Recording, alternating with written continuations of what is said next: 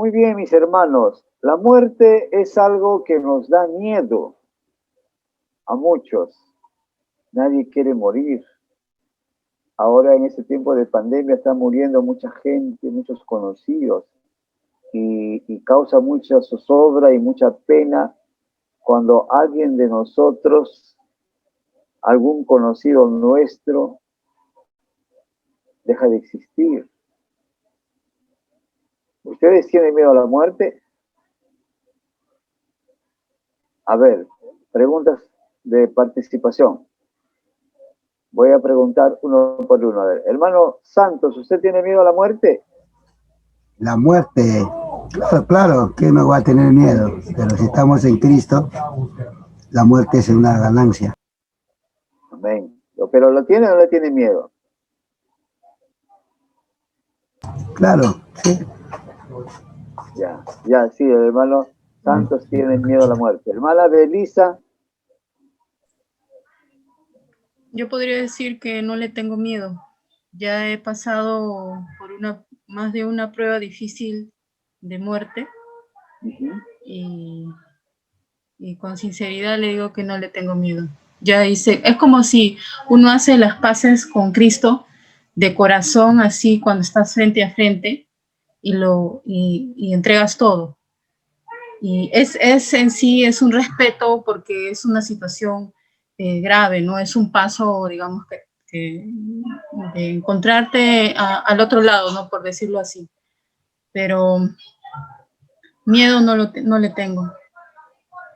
Ya, hermanita. A ver, vamos a escuchar a nuestro hermano Manuel Catamayo. ¿Le tiene miedo a la muerte, hermano Manuel? Buenas noches, hermano. Decir que no le tengo miedo sería mentir, ¿no? De hecho que sí, quizás uno, creo que, no sé si miedo directamente a la muerte, pero sí a la forma en la que uno muera, ¿no? Porque probablemente la mayoría de los que estemos acá preferiría morir durmiendo o descansando, sin dolor, a diferencia de quizás algún evento o, no sé, algún choque automovilístico o producto de una enfermedad. Pero como lo mencionaba el hermano Juan, finalmente la muerte solamente es, creo yo, como él decía, la ganancia, ¿no? Porque finalmente estaremos con el Señor. Amén. Hermana Paola. Hermano, claro, no, humanamente uno puede tener miedo, todo eso, pero si uno que ya es un hijo de Dios, sabemos a dónde vamos, tal vez el temor es de repente, si uno es madre, tiene hijos pequeños, en las cosas que puede pasar, pero uno, como personalmente, sabemos a dónde vamos a ir al lado de nuestro Salvador, es algo maravilloso, ¿no? Porque si uno tiene esa paz, y yo personalmente he experimentado esa paz del Señor que nos da a través de no sé, era una cosa tan real o tan como un sueño que sentí una paz que no puedo explicar. Es como que si uno estuviera en una parte toda como una nube, pero esa nube como le envuelve con una sensación de una tranquilidad y una paz. Es algo que ni yo misma logro, trato de explicarme qué hermoso es sentirse en esa paz del Señor. Y yo pienso que si uno pasa de este mundo terrenal al lado de nuestro Señor Jesucristo, es algo pues como Él nos ha prometido, ¿no? En su palabra. Entonces, no, como antes tal vez tenía temor, ¿no? Desde pequeña, porque partieron mis abuelos, mi mamá partió también, nos quedamos adolescentes, huérfanos adolescentes. Entonces, ese temor de que uno pierda o sienta de que es miedo a la muerte, pero cuando ya he ido, ¿no? Con los años y ya conocí a Jesucristo, pedí al Señor que me quite ese temor, ¿no? Y el Señor lo hizo, de diferentes temores, cosas que uno tiene tal vez en nuestras etapas de nuestra vida que nos dejan marcados. El Señor, cuando uno lo pide, Él nos quita, nos saca, Amén, nos hermanita. hace. Entonces, eso es, hermanito, que Ya, si el hermanita. Señor nos llama a su presencia, somos, en su mano estamos. Amén. Amén, hermanita. Amén. Muchas Amén, gracias. amén. Así es. Hermanita Yesenia, ¿tiene usted miedo a la muerte?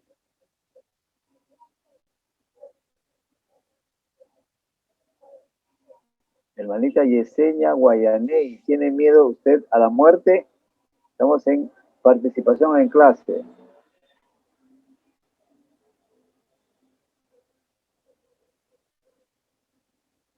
Hermanita está con el nombre de Elías Mauro. ¿Cuál es su nombre, hermanita? Hermano, ¿cómo está? Buenas noches. Mi nombre es Elías Mauro. Ahí está con la foto de su esposa, entonces. En la foto de mi esposo, sí. Ya. Hermanito Elías, ¿usted tiene miedo a la muerte? A ver, como dijo la hermana, ¿no? O sea, como dijo el hermano, perdón, dijo, bueno, si digo que no tengo miedo, mentiría, ¿no? Hay un miedo natural, ¿no? Es como, escuché por ahí, bueno, si bien es cierto, nos vamos con Cristo, morir de ganancias, pero tampoco estoy apurado, ¿ya? Tampoco tengo prisa. Entonces, claro, no tengo prisa, no tengo prisa. Entonces, creo que es no sé si llamarle miedo, ¿ya? Pero de todas maneras, obviamente, disfruto mucho, pues, de estar vivo, ¿no? Lo disfruto, me gusta estar vivo, me gusta estar con mi familia, con mis hijos, ¿no? Con mi mamá, me gusta estar con ellos, ¿ya? Entonces, que tampoco es que diga, a ver, señor, llévame pronto, ¿no? ¿Cuándo me llevas? No quiero eso, ¿no? Entonces, creo que es un miedo natural, ¿no? Un miedo normal, creo, ¿no? Amén, hermanito. Hermana Oxana, ¿tiene miedo a la muerte, hermanita? Buenas noches, hermano. Disculpe que no puedo hablar muy bien. Gabriela también está aquí conmigo, no va a poder ingresar aparte, Ya. vamos a estar las dos juntas. Hola, hermano. Buenas ¿Cómo está, noches. Gabriela? Buenas noches. A ver, primero la hermana Oxana, después la hermanita Gabriela. A ver, ¿qué opinan? ¿Tienen miedo a la muerte? Bueno, hermano, creo que comparto lo del hermano Elías. No estoy apurada, pero la verdad es que me siento bastante tranquila con respecto a eso. Igual, sí no me gustaría morir con dolor, pero pues uno entiende que más allá de la muerte, pues está, ¿no? El encontrarse con el Señor. Entonces, por ese sentido no les tengo miedo. Mi hermana Gabriela. Sí, yo opino lo mismo. No le tengo miedo a la muerte. Creo que va a ser una dicha muy grande cuando podamos encontrarnos con el Señor. Y probablemente se nos olvide, ¿no? Si en algún momento hemos sufrido por aquí. Así que sí, no le tengo miedo. Amén. Hermanito Miguel Broncano.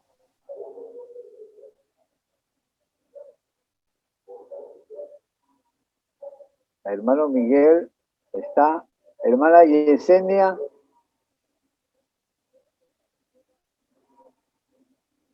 Bueno, vamos a continuar con la clase. ¿Tenemos miedo a la muerte? Es la gran pregunta. Y humanamente sí tenemos miedo a la muerte. Cristianamente, para nosotros, como dijo San Pablo, el morir es ganancia. ¿Por qué? Porque iremos de frente a morar con nuestro Señor.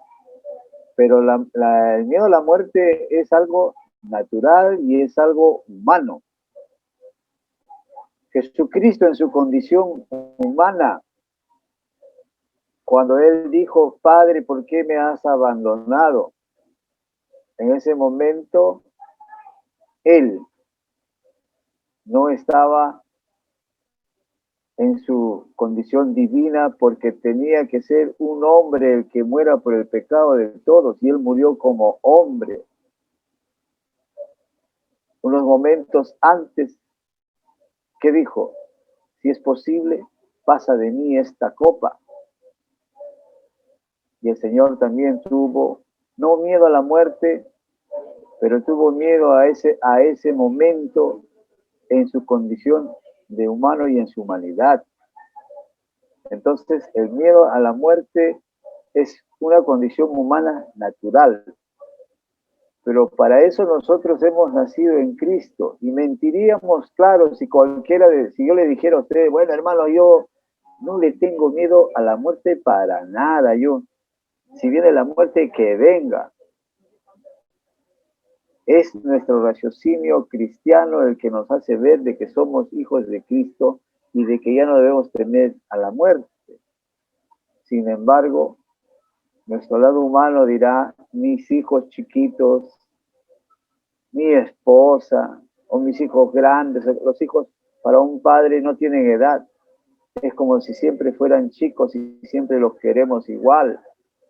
Igual cuando han sido chicos, los padres soportamos las malcriadeces, las travesuras, igual cuando son grandes también.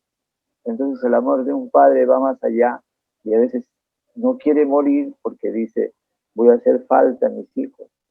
Aunque sabe el cristiano que puede depositar toda su confianza en el Señor, ¿no? Por eso que nosotros estamos estudiando ahora en esta parte de la escatología qué cosa es la muerte, ¿no? Su significado básico es separación. Pero la muerte no había. La muerte no existía en los principios, en los propósitos iniciales de Dios. Dios le dio al hombre libre albedrío para elegir entre vivir la vida eterna solamente obedeciéndolo. ¿Y qué hizo? Lo primero que hizo fue desobedecer. Igual pasa con nosotros en nuestras luchas.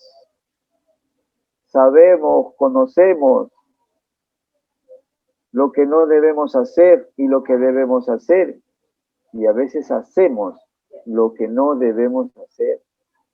¿Por qué? Porque nuestra naturaleza humana también es débil.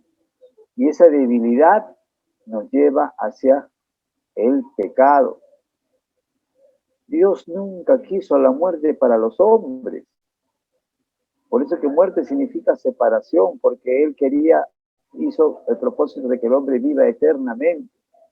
Entonces el hombre transgredió la voluntad de Dios. Y su ley trajo como consecuencia la muerte. Porque al pecar contra Dios se rompe el pacto que Dios había hecho con Adán. Vas a vivir eternamente, vas a reinar sobre la tierra. Lo único que tienes que hacer es no comer esa fruta prohibida. Algunos dicen, ¿qué tanto incidente por una fruta? Es que esa fruta no era una fruta cualquiera. Era el conocimiento del bien y del mal. En su inocencia ellos andaban desnudos en el Edén, porque no había nada de qué avergonzarse, no había nada de maldad en su mente, no había vergüenza. Entonces al pecar se dieron cuenta que estaban desnudos y tuvieron vergüenza, tuvieron miedo de ser vistos desnudos. Entonces es la transgresión de la voluntad de Dios lo que trajo como consecuencia que ingresara la muerte. Génesis 2:17 y Romanos 5:12 nos van a dar luces sobre lo que es la muerte. A ver, Génesis 2:17 un hermano y Romanos 5:12 otro hermano. Génesis 2:17 y Romanos 5:12. ¿Quién lo tiene? ¿Nadie? Amén. Amén, hermanita. Sí, Génesis 2:17, ¿no? Sí. Amén. A ver, mas del árbol de la ciencia del bien y del mal no comerás, porque el día que de él comieres, ciertamente morirás. morirás. Ahí entró la muerte por causa de la desobediencia del hombre. Romanos 5:12. Por ¿Quién lo tanto, como el tiene? pecado entró en el mundo por un hombre y por el pecado la muerte, así la muerte pasó a todos los hombres por cuanto todos pecaron. Amén. Entonces, el significado, la muerte, mejor dicho, entró por el pecado del hombre. ¿Qué o cuántos tipos de muerte hay? Hay la muerte espiritual, hay la muerte segunda o eterna y hay la muerte física. La muerte física es cuando se separa el alma del cuerpo y constituye la transición del mundo visible a lo invisible. Para el creyente marca su entrada al paraíso y a la presencia de Cristo Jesús. Para el incrédulo, la muerte es su entrada al Hades o al infierno. Pero la muerte física no es el final de la existencia, sino solamente un cambio en el estado de existencia. O sea, cuando se muere, tu alma sigue viva, sigue existiendo. No solo es la parte física. La parte física sí muere, pero su existencia continúa. Para el creyente, la muerte física es el efecto final del pecado y el último efecto del pecado a ser cancelado por la obra redentora de Cristo. Aunque todos los hombres mueren físicamente, para el creyente, la muerte y la resurrección de Cristo le robó a la muerte su aguijón. A ver, 1 Corintios 15. ¿Quién tiene 1 Corintios 15? Versículo 54 y 57. Para poder entender este concepto. 15, del 54 al 57. Amén, hermano. Amén, hermanita. Del 54 al 57, ¿no? Sí, hermanita. A ver, porque es necesario que esto corruptible se vista de incorrupción y esto mortal se vista de inmortalidad. Y cuando esto corruptible se haya vestido de incorruptible y esto mortal se haya vestido de inmortalidad, entonces se cumplirá la palabra que está escrita. Sórbida es la muerte en victoria. ¿Dónde está, oh muerte, tu aguijón? ¿Dónde, oh sepulcro, tu victoria? Ya que el aguijón de la muerte es el pecado, y el poder del pecado, la ley. Mas gracias sean dadas a Dios, que nos da la victoria por medio de nuestro Señor Jesucristo. Amén. Amén. Entonces el cristiano sabe que él va a ganar con la muerte. Filipenses 1:21, ¿qué dice? A ver, Filipenses 1:21 para comprobar lo que dice la palabra. Todo lo que nosotros digamos tiene que estar respaldado por la palabra. Filipenses 1:21. Amén. Amén. Amén, hermano. Porque para mí el vivir es Cristo y el morir es ganancia. El morir es ganancia. Amén. Esto es el versículo que nosotros ya lo conocemos y que estamos contentos, pero como dijo mi hermano, no nos queremos morir, todavía no estamos apurados, porque queremos este mundo, amamos a nuestros seres queridos, ¿no? Y así es. Entonces, el cristiano sabe y tiene la confianza de que va a ganar con la muerte porque se va al lado de su Redentor, porque es el premio que trae la salvación. Pero hay otra muerte, entonces, la segunda muerte, la muerte segunda o eterna, que es, hemos visto la muerte física, ahora vamos a ver la muerte segunda o eterna, o perdón, la muerte espiritual. La muerte espiritual. ¿Qué es la muerte espiritual? ¿Qué entendemos por la muerte espiritual? La muerte espiritual es la separación de Dios, tanto en este mundo como en el mundo venidero. Hay algunos que acá ya están muertos espiritualmente. Por eso ustedes habrán oído en un versículo de la Biblia que dice, ha pasado de muerte a vida, ¿no? Y entonces Adán murió, entre comillas, como resultado de su desobediencia a Dios, al acuerdo, al pacto que hizo con Dios, desobedeció. Pero su muerte física no ha sido tanto como su muerte espiritual.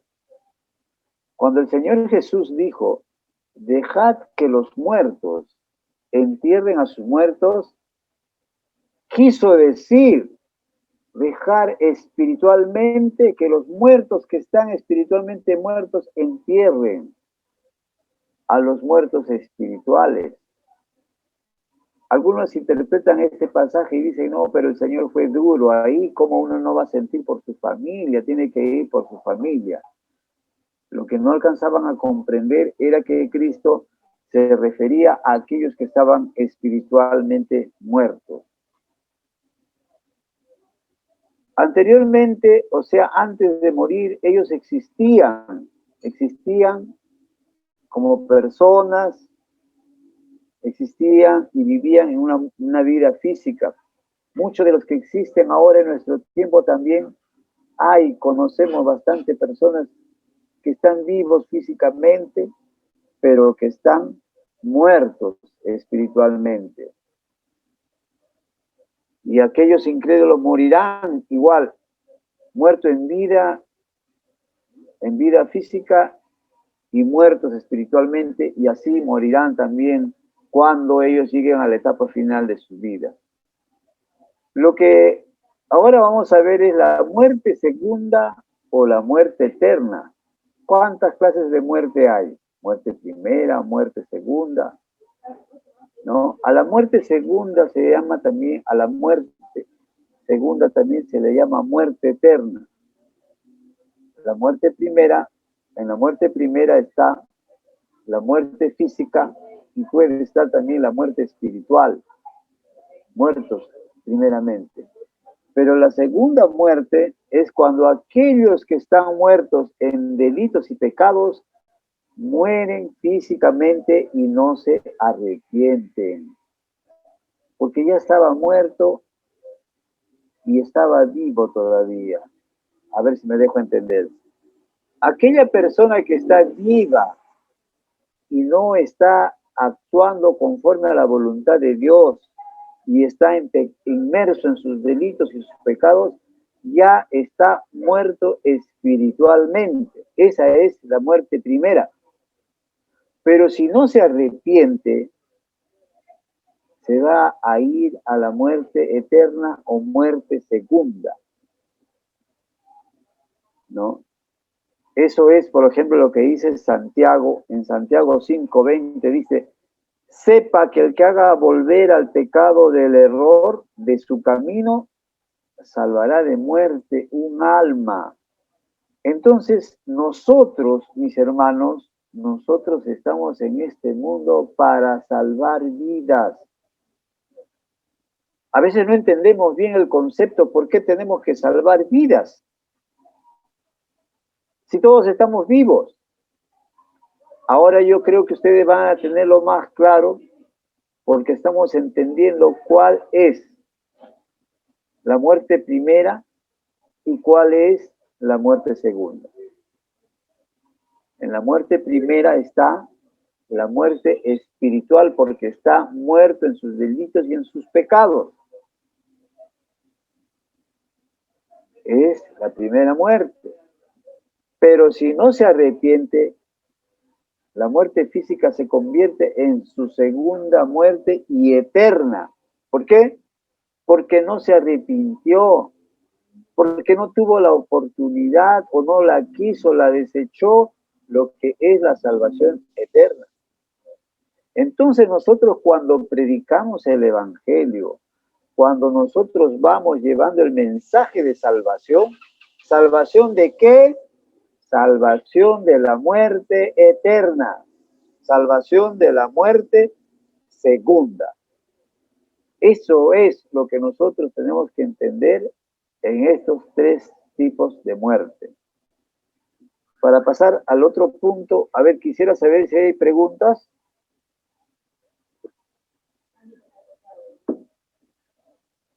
Si no hay preguntas, si me han entendido perfectamente, amén. Porque sobre esto va a venir en el examen y son conceptos cristianos que nosotros tenemos que saberlo. No tenemos que tener dudas ahí cuáles son la muerte. En todo caso, el cristiano está vivo espiritualmente. ¿Por qué? Porque se arrepintió de sus pecados y está obrando conforme a la voluntad de Dios.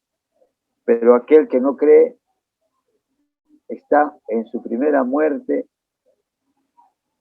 está viviendo. Hermano Serafín, una pregunta. Sí, hermanito. Cuando una persona muere, ¿su alma a dónde va? Ahorita lo vamos a ver más adelante, hermanito. Es parte del tema. Es parte del tema y hay mucho para hablar. No se preocupen. ¿Ya? Si yo no le digo nada hasta que termina la clase, me dice, oiga hermano, ¿dónde está mi pregunta? Porque todavía estamos recién analizando los tipos de muerte que hay. Otra cosa que tenemos que entender es que la muerte no es aniquilación. La muerte es cuando la persona deja sencillamente de tener contacto con la vida física. Estamos hablando ya de la muerte física. Para pasar a formar parte de otra forma de existencia. Ya físicamente no existes, pero pasas a formar otra parte de existencia. Entonces, acá entra un poco el conocimiento de la inmortalidad del alma. Nos hacemos preguntas y, por ejemplo, decimos, ¿por cuánto tiempo vivirá el alma?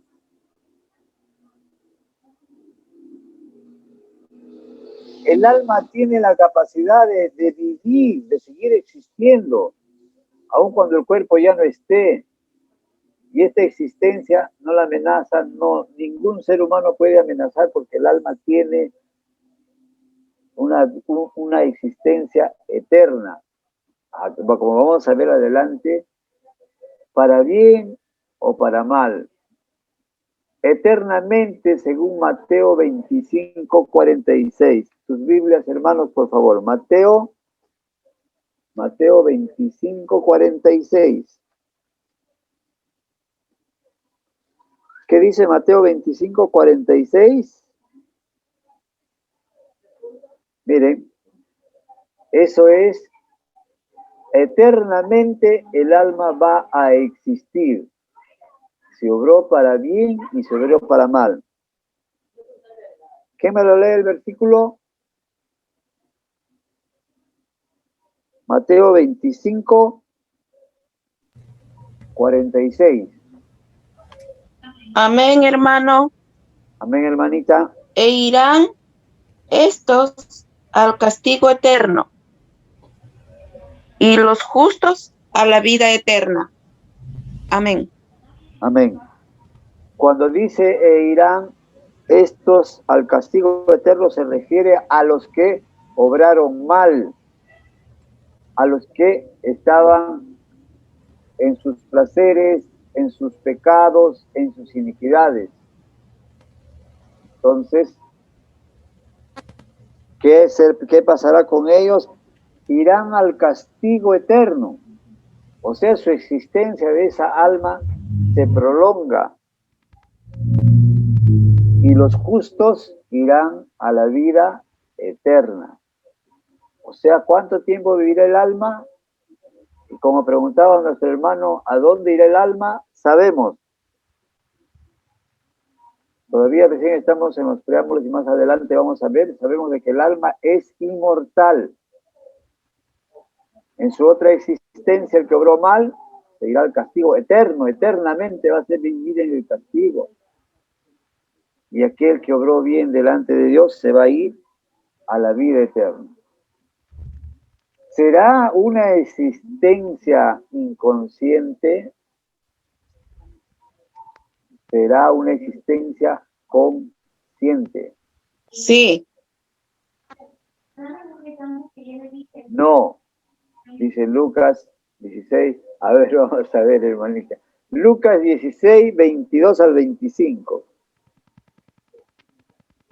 Lucas 16.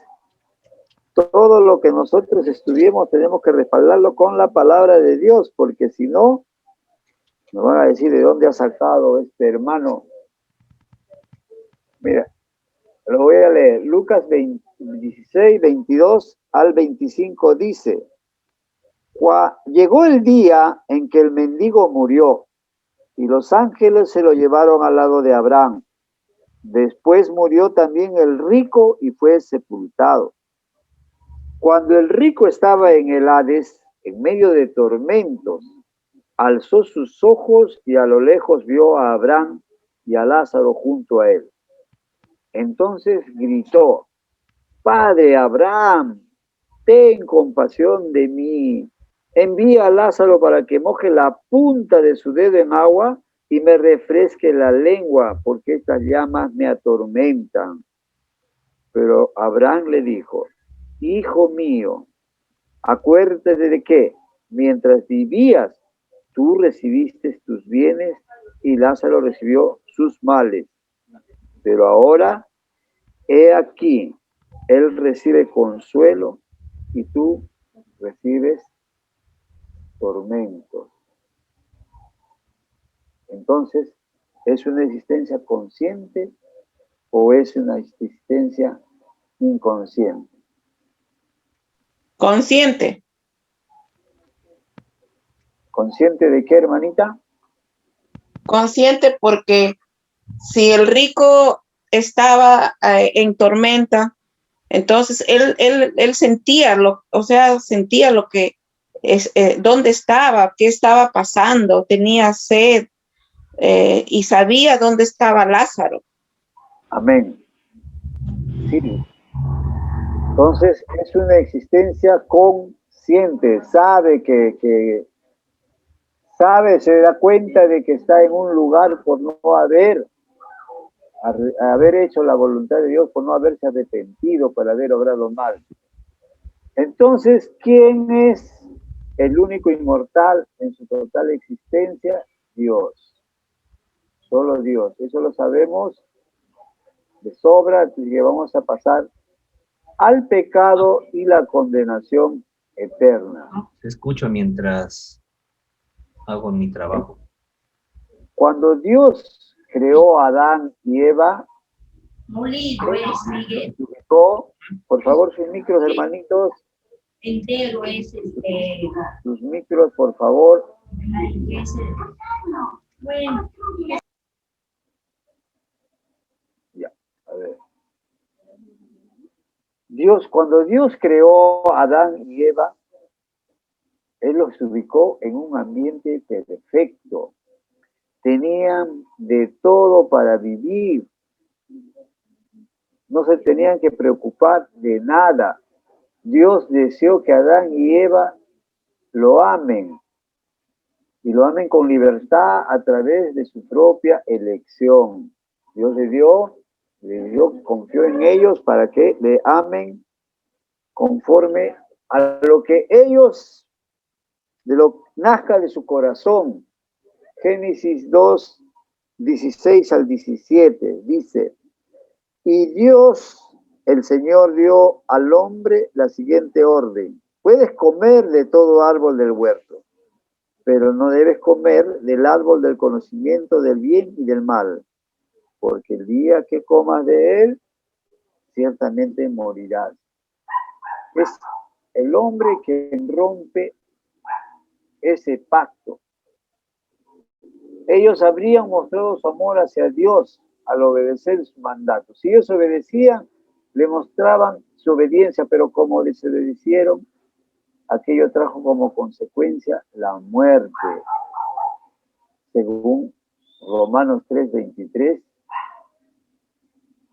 y Romanos 5:18. Dos versículos que nos hablan que por el pecado el hombre fue condenado al castigo. ¿Qué es la muerte para los creyentes? ¿A dónde va el alma del creyente? Va a la presencia de Dios. A ver, ahora sí necesito apoyo. Lucas 23:43, Filipenses 1:21 al 23 y Segunda de Corintios 12 del 2 al 4. A ver, vamos a ver. Hermanos santos, Lucas 23:43. Hermano Manuel, Filipenses 1 del 21 al 43. Y hermana Paola, Segunda de Corintios 12 del 2 al 4. Después, en otra lectura, ya nuestros hermanos que siguen.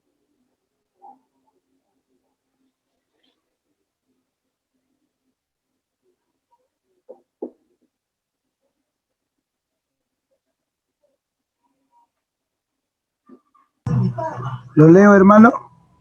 Amén, hermano. Lucas 23:43, ¿no, hermano? Sí, hermano. Entonces Jesús le dijo, de cierto te digo que hoy estarás conmigo en el paraíso. Amén. Es la promesa que el Señor, en el momento que está siendo crucificado, le hace al ladrón bueno. Hermano Manuel, Filipenses 1:21. Pues para mí el vivir es Cristo y el morir es ganancia. Pero si el vivir en la carne, esto significa para mí una labor fructífera, entonces no sé cuál escoger, pues de ambos lados me siento apremiado, teniendo el deseo de partir y estar con Cristo, pues eso es mucho mejor. Amén. En ambos se siente bendecido, pero sabe que está mucho mejor al lado de Dios. Hermana Paola, Segunda de Corintios 12, 2 al 4.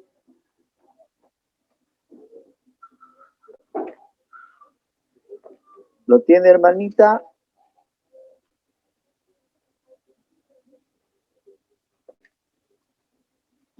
¿No lo tiene?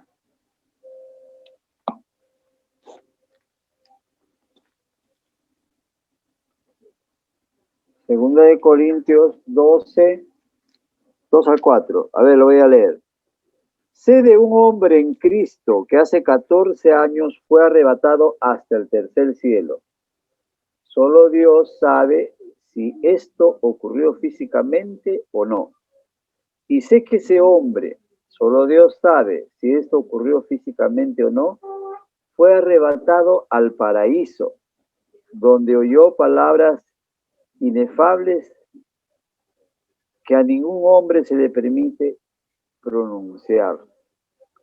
Está hablando de un hombre que fue a la presencia de Dios. ¿Con qué cuerpos estaremos para vivir con Dios por la eternidad? ¿Seremos los mismos? ¿Nos encontraremos por ahí y nos conoceremos? Oye, vecino, oye, hermano, ¿qué creen? Será con cuerpos nuevos, no afectados por la corrupción del pecado.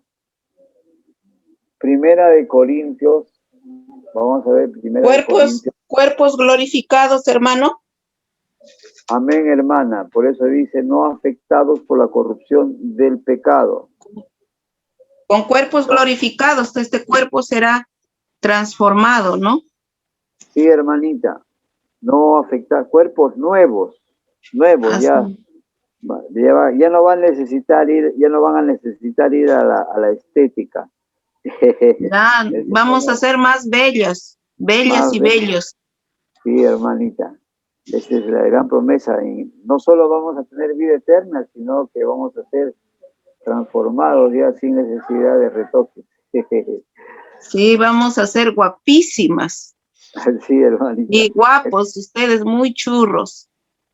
Ahí nos veremos, hermano, con la promesa. Ahí se dice la palabra del Señor. Y bueno, así es, hermanito. Primera de Corintios 15, el versículo 42 dice, así será también en la resurrección de los muertos. Lo que se siembra en corrupción, resucitará en incorrupción. El versículo 51 al 53 dice, presten atención que les voy a contar un misterio. No todos moriremos, pero todos seremos transformados. En un instante, en un abrir y cerrar de ojos, cuando suene la trompeta final, pues la trompeta sonará y los muertos serán resucitados incorruptibles y nosotros seremos transformados. O sea que nos conviene morir, pero morir en el Señor. Bien, mis hermanos. Entonces ya saben cómo va a ser la muerte para los creyentes, porque el morir es ganancia, como hemos visto en Filipenses 1:21. Entonces, esta tareita les va a llegar después. ¿Qué significa escatología? Como Iglesia Alianza, ¿cuál es nuestra postura en cuanto al milenio y a la tribulación? ¿Qué es la muerte? ¿Cuántos tipos de muerte hay? ¿El alma es consciente después de la muerte? Ahí van ustedes a explicar por qué. Hay solución para la muerte eterna, según Juan 3:18. ¿Es la muerte para el creyente motivo de tristeza? Explicar por qué, ¿no? Esas cositas que hemos visto hoy en la clase, eso es lo que, en esta parte de la clase, es lo que nosotros vamos a explicar. Hay un estado que se llama el estado intermedio. ¿Qué es eso? Algunos me dirán, pero hermano, usted nos va a hablar del purgatorio. Según los católicos, el estado intermedio es el purgatorio. Vamos a ver la definición. El estado intermedio es el estado provisional del ser humano en el periodo que va desde su muerte física hasta la resurrección. Ese es el estado intermedio. Lo que preguntaba, ¿quién preguntó? Nuestro hermano Miguel, creo, preguntó a dónde se va después de morir uno. Nos vamos entonces a un estado intermedio. Hay un estado intermedio después de que hasta que seamos resucitados vamos a estar ahí. Este estado intermedio lo vamos a ver. A ver, Primera de Tesalonicenses 4, 13 al 17. A ver, ¿quién lo encuentra? Yo tengo acá Primera de Corintios 15, 51 al 54. Que ya lo he leído en antes, pero... Amén, hermano. Amén, hermano. Primera Tesalonicenses 4, del 13 al 17. Dice, pero no queremos, hermanos, que ignoréis acerca de los que duermen, para que no os entristezcáis como lo hacen los demás que no tienen esperanza. Porque si creemos que Jesús murió y resucitó, así también Dios traerá con él a los que durmieron en Jesús. Por lo cual os decimos esto por la palabra del Señor, que nosotros, los que estemos vivos y permanezcamos hasta la venida del Señor, no precederemos a los que durmieron, pues el Señor mismo descenderá del cielo con voz de mando, con voz de arcángel y con la trompeta de Dios, y los muertos en Cristo se levantarán primero. Entonces nosotros, los que estemos vivos y que permanezcamos, seremos arrebatados juntamente con ellos en las nubes al encuentro del Señor en el aire, y así estaremos con el Señor siempre. Amén. Cuando nosotros vemos la parábola de Lázaro, ¿no? Y el rico, vemos que el rico allí en la agonía en que está en un estado donde hace mucho calor, quema mucho y quiere que vaya y que le lleven agua. Eso todavía no es la condenación eterna, porque él va a tener que ir a juicio. Y donde está Lázaro tampoco todavía es el cielo. Es un lugar donde van todos los que han muerto en Cristo, todos los que han muerto haciendo la voluntad de Dios, que todavía tampoco no es el cielo, pero tampoco no es el purgatorio. Ese es el estado intermedio que, según los griegos, se llama Hades y en el hebreo Seol, que significa lugar de los muertos. O sea, donde cuando tu alma muere, cuando tú mueres, ¿a dónde vas? Lo que, según algunos teólogos, es el paraíso a los que han muerto en Cristo, era el paraíso, pero después de la muerte de Cristo, ese paraíso ha sido llevado al tercer cielo. Es lo que dicen algunos teólogos, ¿no? Pero vamos a ver nuestras Biblias en Deuteronomio 38:22. A ver, yo voy a buscar Deuteronomio y otro hermano me ayuda con Salmos 88, 3 al 5 y Salmos 16:10. Vamos a ver, Deuteronomio 32 y Salmos, están en sus pantallas, 32, 22. No, perdón, Salmos 88, 3 al 5 y Salmos 16:10.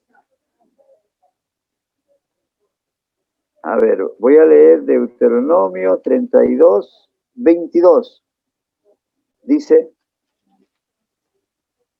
Deuteronomio 32, 22, dice, porque mi ira es un fuego ardiente y arderá hasta las profundidades del sepulcro.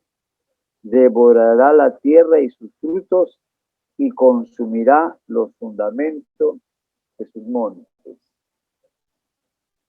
¿Quién tiene 1 Corintios? Perdón, ¿quién tiene Salmos 88, 3, 5?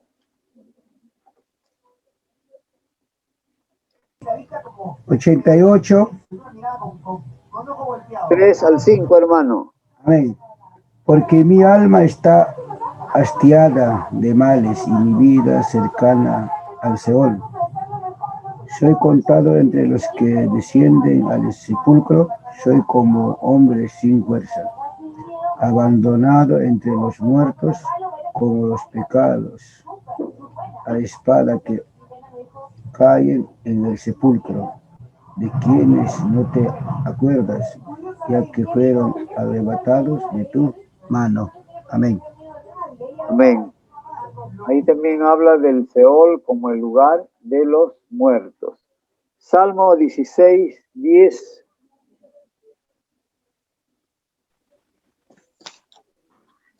Porque no dejarás mi alma en el Seol. Amén. Amén. Entonces el Seol es el lugar donde van, el lugar de los muertos. Lucas 10, 15. y Hechos 2:27. Lucas 10:15 y otro hermano Hechos 2:27 y el 31.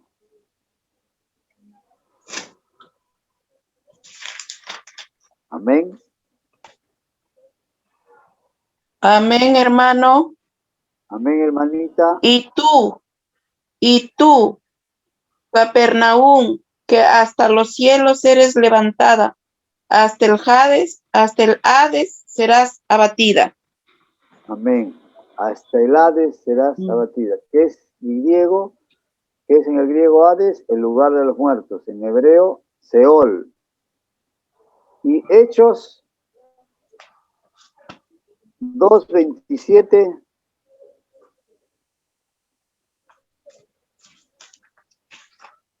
Hechos 2:27 y 31. ¿Qué dice? 2:27 y 31. 2:27 dice, porque no dejarás mi alma en el Hades, ni permitirás que tu santo se corrompa. El 31 dice,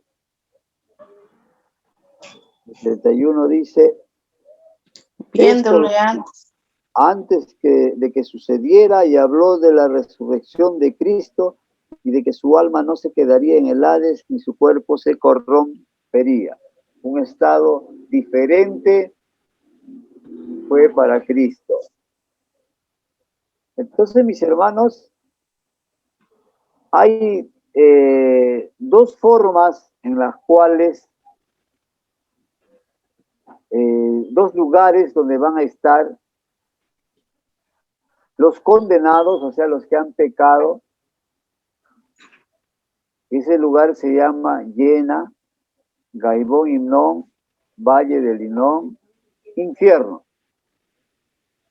Y hay otro lugar donde van a estar los justos, que es el seno de Abraham, tal cual menciona en la parábola del rico y de Lázaro, ¿no? Cristo va a liberar también de ese estado, conforme vamos a ver, hermanitos, Efesios 4:8-10. Efesios 4:8-10. Y otro hermano, Primera de Pedro, a ver si me ayudan.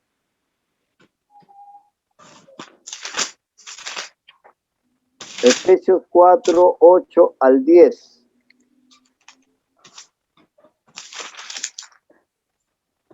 Amén, hermano. Amén, hermanita.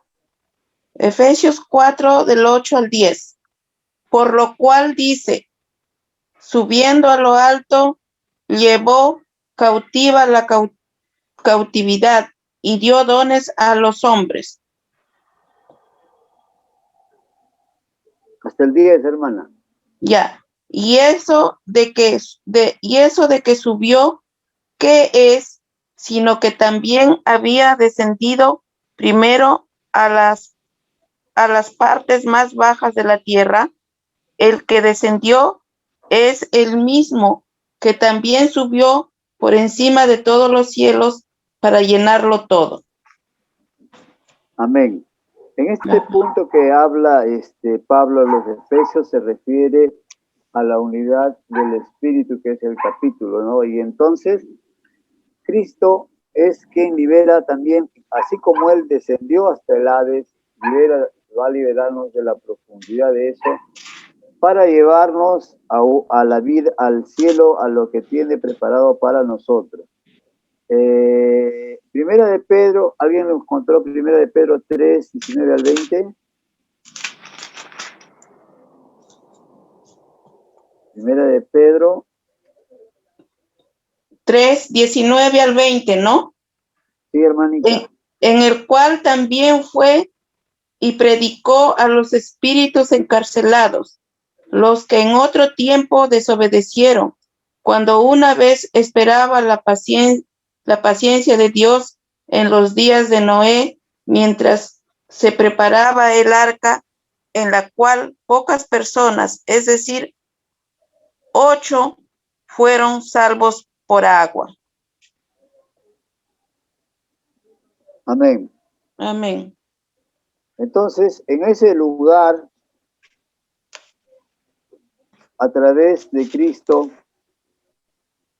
en ese lugar donde van a estar los que han sido condenados y los justos, a través de Cristo, cuando Él venga en su segunda venida, de ese estado intermedio, van a ser subidos a la presencia del Señor ya sabemos que los que pecaron a la condenación eterna y los que vivieron conforme a la voluntad de Dios, iremos a reunirnos con nuestro Señor. Hermano, una consulta. Sí, hermanito. En este estado intermedio, por lo que entiendo, prácticamente sería como si hubiese un sueño profundo de los creyentes.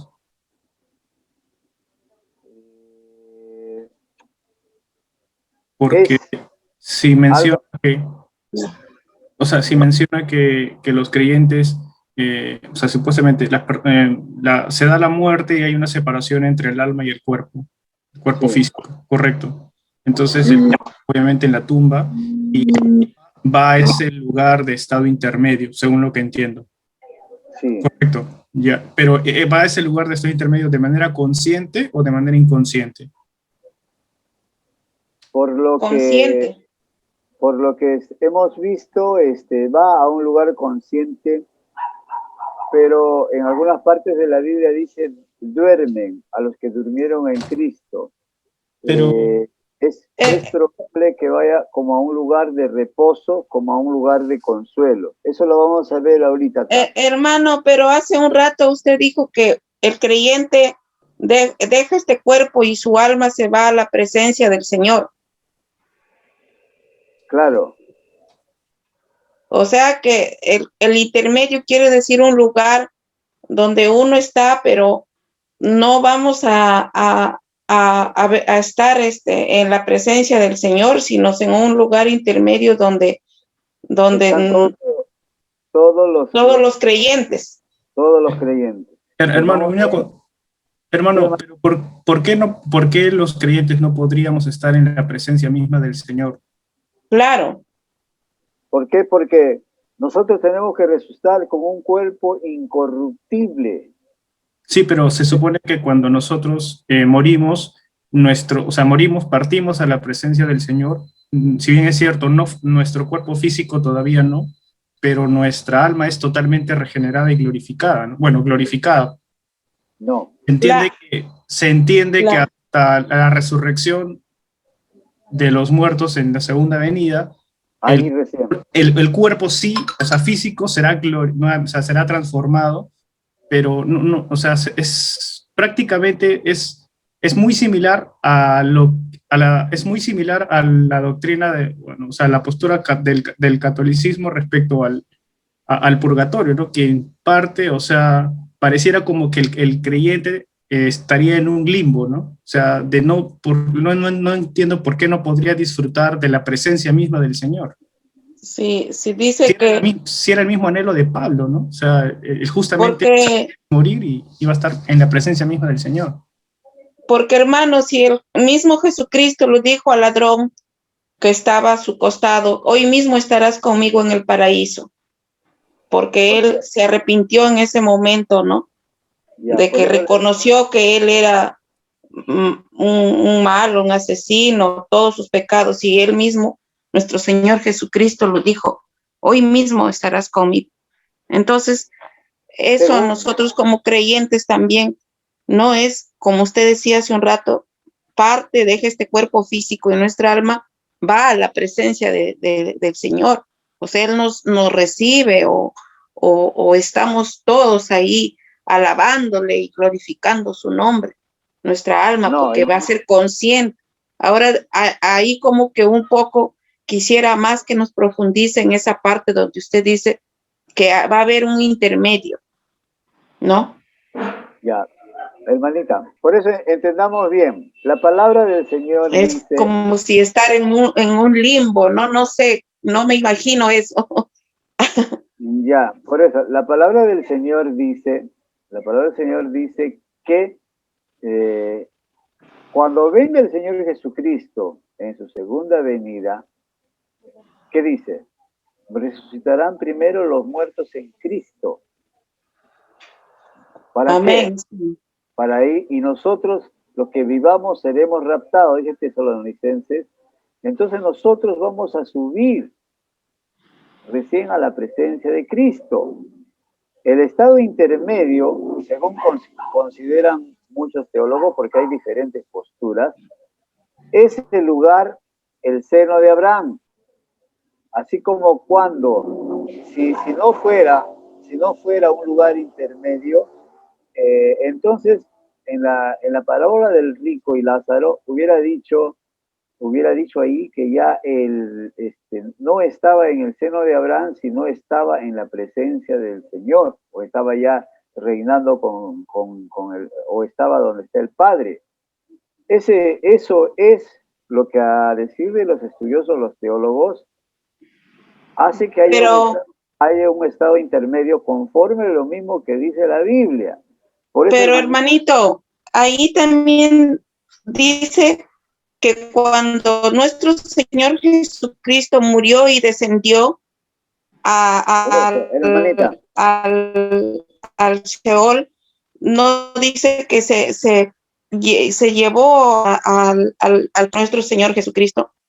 Entonces, y ya no está en el paraíso ahí, como dice en la historia real, porque yo lo tomo así, que no es como una parábola lo de Lázaro, sino es algo real que nuestro Señor Jesucristo mismo dijo, que existía el seno del padre Abraham y existía el Seol donde estaba el rico.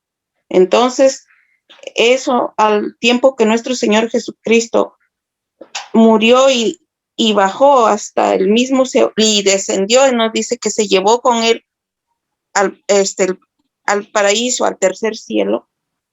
Entonces, nosotros cuando partamos tendremos que ir también a la presencia del Señor, al tercer cielo.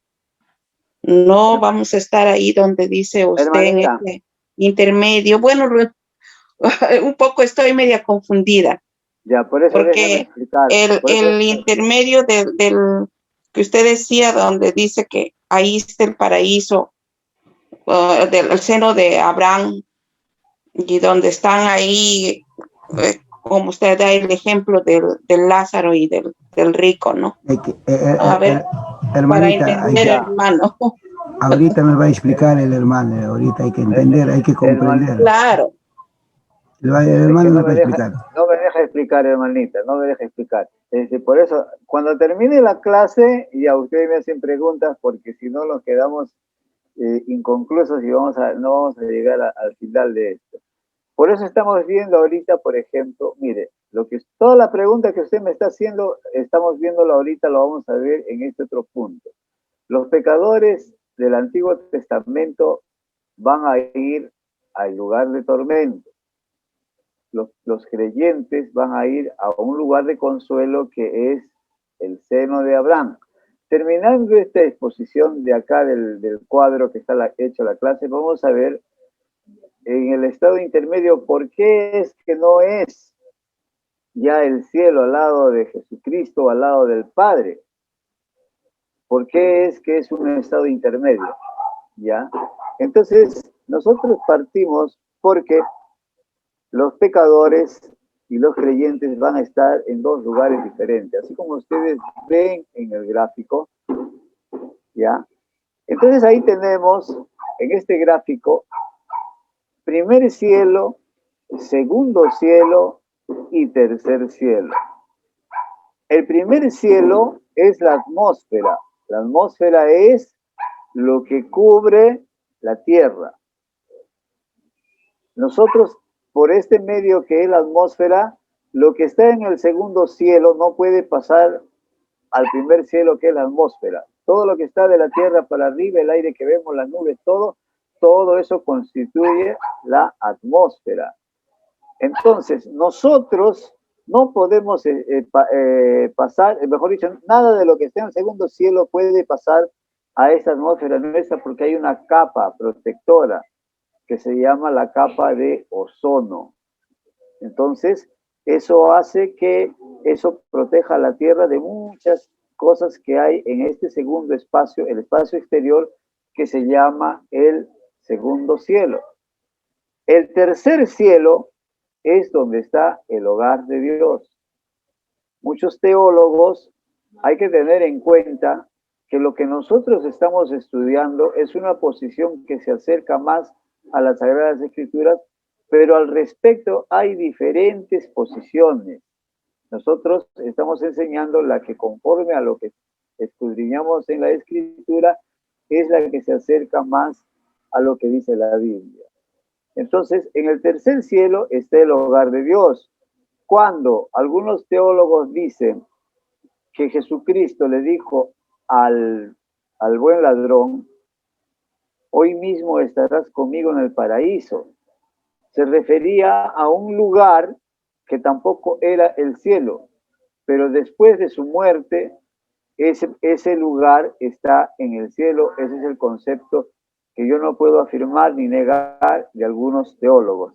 Entonces, hasta ahí ya estamos viendo bien cuáles son los espacios del primer cielo, segundo cielo, y para ver dónde estaría el lugar de tormento y dónde es que se van los creyentes en este estado intermedio. ¿Por qué también es un estado intermedio? Porque vemos que el rico está en un lugar de tormento, pero no es todavía el infierno, porque lo que él tiene es mucho calor, mucha sofocación, pero no están las llamas abrasantes quemándolo. Todavía está en un estado intermedio. Entonces, vamos a ver qué dice 2 de Corintios 12, del 1 al 4, para poder ir abriéndonos un poquito, despejándonos para poder entender. No me vayan a decir después, hermanitos, este hermano ha venido con unas teologías raras. Vamos a ver 2 de Corintios 12, del 1 al 4. 2 de Corintios de 12, 1 al 4 dice, el aguijón en el cuerpo. Esto lo hemos leído en antes.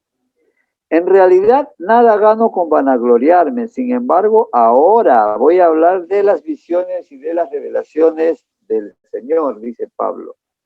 ¿No? Hemos leído esto ya. Sé de un hombre que hace 14 años fue arrebatado hasta el tercer cielo. Habría la posibilidad de que algunas personas han sido llevados al tercer cielo. Ojo, que no está hablando de todos, porque si no, San Pablo diría, estoy convencido que todos iremos al tercer cielo. No está diciendo eso. Él sabe de alguien. ¿De quién se refiere? Puede ser que se refiera de Elías, porque Elías fue arrebatado. No se sabe, nadie vio su cuerpo. Entonces dice, sé de un hombre que fue arrebatado hace 14 años hasta el tercer cielo. No puede ser Elías porque Elías fue de otra época. Probablemente se refiere a Jesucristo. Hasta el tercer cielo. Solo Dios sabe si esto ocurrió físicamente o no.